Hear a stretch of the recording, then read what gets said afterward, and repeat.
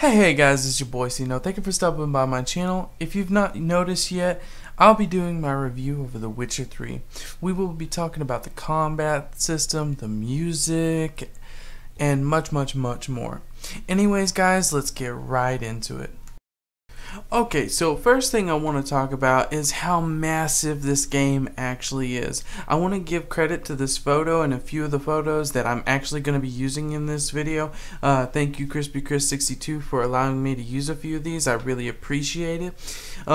Anyways guys, there are so many nooks and crannies on this game with all kinds of caverns and mountains that you can go and explore. Now this is not an open world like they made you believe in the commercials. There is 5 to 6 areas in the game that you can fast travel to that are separated by a loading screen. Now each of these areas are absolutely huge and would take you a long time to explore all the nooks and crannies, and you have all kinds of different creatures and stuff hiding in these, and it would take forever to actually learn all of these different areas. I personally like the area of Novigrad and Velen. These are some very beautiful areas. They have some really great scenery. Anyways guys, now I kind of want to move into talking about the massive amount of NPCs in this game. There are so many characters. I have seen very few characters that even look like another. In this game, I could spend a lot of time talking about it.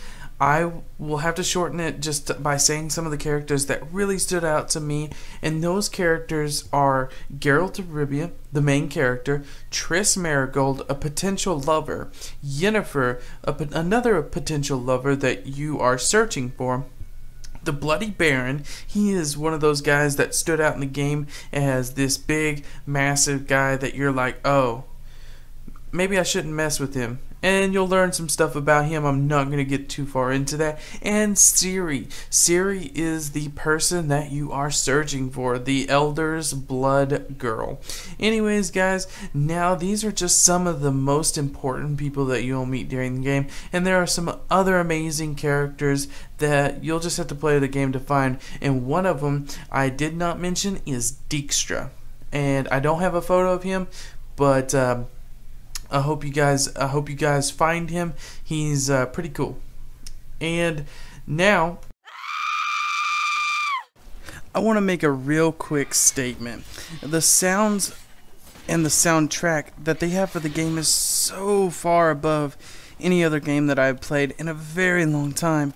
When you get into a fight, or even when you're strolling down the street on Roach, you will be immersed into the game so much that you will lose hours in a day just listening to the soundtrack and just appreciating the views.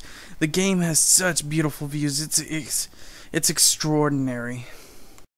Now that we've talked a little bit about the story and the music and all that other good stuff, let's talk about the combat system.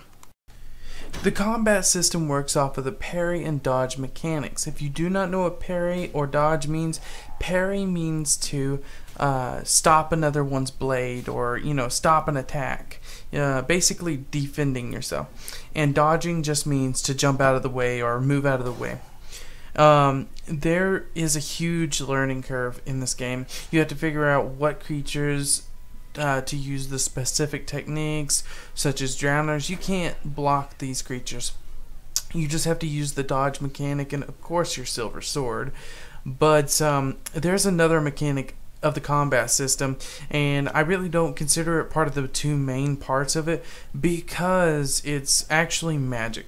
And there are signs such as Quinn that will aid you in fighting monsters and even humans. Quinn is basically a barrier type thing that stops 1 or 2 blows before it actually starts hurting you. And man, some of these signs will actually change how the game is played. And by that I mean, like, the axis sign will actually influence the minds of people and can make for some pretty interesting dialogue. And with the same sign, you can also stop people. You can make them fight for you, and vice versa. It's actually some pretty cool and interesting things. Now, in this game, you will find that the armor is not the best looking, and it seems the further you get in, the worse it looks. But you will have to get used to either going to town or carrying around a bunch of repair tools, because your weapons and armor will degrade. And at the very beginning of the game, you'll find it hard to find money for this stuff. And by degrade, what do I mean? Whenever I say degrade, I mean that it actually lowers the amount of damage that your sword is dealing to your opponent, or how much they are dealing to you. So now we've kind of talked a little bit about armor, swords, and all the combat system stuff. Now let's talk about the decisions that you make in the game.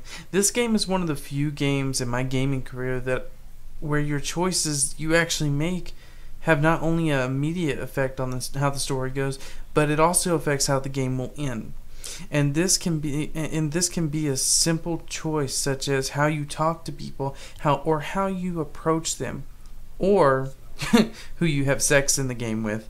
That comes later. You'll find all that stuff out later. But yeah.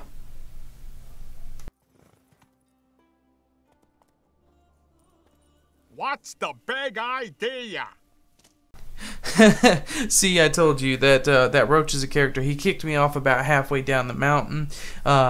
He just thought he was gonna die. But anyways, I want to talk about one of my favorite parts of the game, and that's the game within the game. This is the game Gwent, and I've gotten really good at this game. I think I spend more time at this building better and better decks than I do hunting monsters. I'm a person who plays all kinds of games like Gwent, such as Magic the Gathering, dabbled a little bit in Yu-Gi-Oh, but I can say without a doubt this is one of my favorite games. I have actually made a video of me playing with a really noobish deck, and I smacked people with it anyways.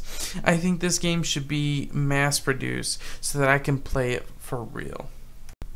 Finally, the last thing I want to talk about is just the overall rating that I will be giving this game, and that is a 10 out of 10. This game is what will set the bar for the future of the RPG gaming, and we will compare this game to all others that come out in this generation.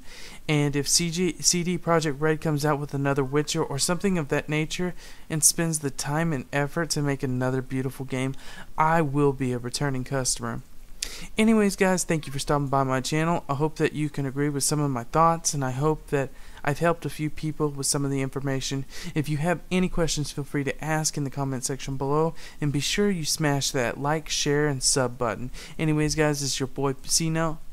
Peace out.